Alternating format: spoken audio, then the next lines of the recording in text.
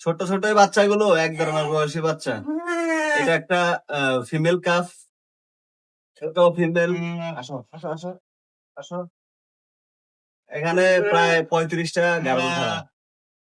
এটাও বাণিজ্যিকভাবে লাভজনক একটি পেশা। আপনি যদি এটাকে সঠিকভাবে পরিচর্যা করতে পারেন, উন্মুক্ত জায়গা থাকে, খাবার-দাবারের ব্যবস্থা ভালো থাকে, ঘাস। এটার মূল আ ইস্যুটা হচ্ছে রাফেজ। কনসেনট্রেশন দানাদার যেটা, সেটা আপনি খুব কম দিলেও চলবে। কিন্তু আপনাকে ঘাসটা খুব বেশি দিতে হবে। এই যে একটা বাচ্চা,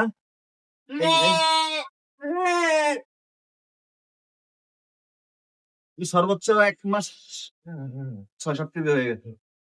এটার গ্রোথটা খুব ভালো। এটা গাড়ল, গাড়ল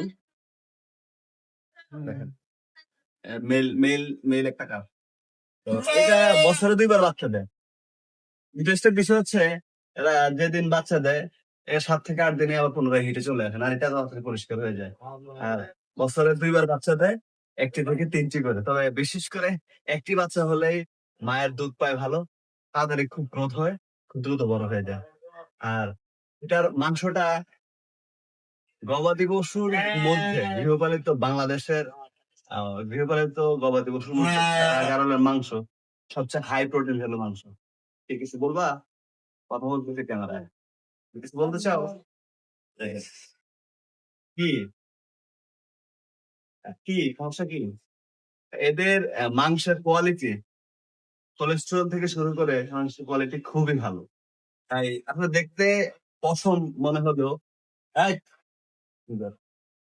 দেখতে পশম মনে হলেও কিন্তু বাস্তবিক অর্থে এদের মাংসের কোয়ালিটি কিন্তু খুবই ভালো। আপনি একটাবার ট্রাই করে দেখতে পারেন। অনেকে এটা নিয়ে একটু সংশয় থাকেন যে না গাড়ল কেমন জিনিস? এই দাঁড়াও, পায়ে একটু ব্যথা হয়ে গেল। যদি বাণিজ্যিকভাবে নাও করতে পারেন, বাড়িতে ঘরোয়াভাবে গবাদি পশুর পাশাপাশি ২-৪ টা গাড়ল ভেড়া রাখতে পারেন। এই গাড়ল ভেড়া একটা কথা আছে। আপনার শেডে, গরুর শেডে বা মহিষের শেডে বা অন্যান্য গবাদি পশুর শেডে যদি ২-৪ টা গাড়ল রাখেন, আপনার খাবারের দানাদার খাবারের যে ওয়েস্টেজ টা আছে, এরা ওইগুলো খেয়ে বেঁচে থাকবে এবং রোগ প্রতিরোধ ক্ষমতা শোষণ করে বলা হয় গাড়লকে। তাই আপনার খামারে এই প্রাণীগুলোকে রাখেন। এগুলা বছর, বছর ২ টা করে বাচ্চা দেয়। বছর ৪ টা ২ বার ৪ টা করে বাচ্চা দেয়। এবং এটা একটা লাভজনক ব্যবসা। যদি নিজে খামারও স্টেজ দিয়ে পালতে পারেন, নিজে পালতে পারেন। তো লোক দিয়ে পাললেও লাভ আছে। তো উন্মুক্ত জায়গা থাকতে হবে। এটা আমার ৩০ টা কারণ প্রতি বছরে বাচ্চা হয়। আস্তে বাড়তেছে এই যে একটা বাচ্চা। কতটা কিউট। আসলে গাড়ল ভেড়া বাচ্চা ছোট অবস্থায় অনেক কিউট থাকে। দেখতে ভালো লাগে। তো সবাই ভালো থাকবেন, সুস্থ থাকবেন। খামার প্রশান্ত একটা জায়গা। আমি বারবার বলেছি।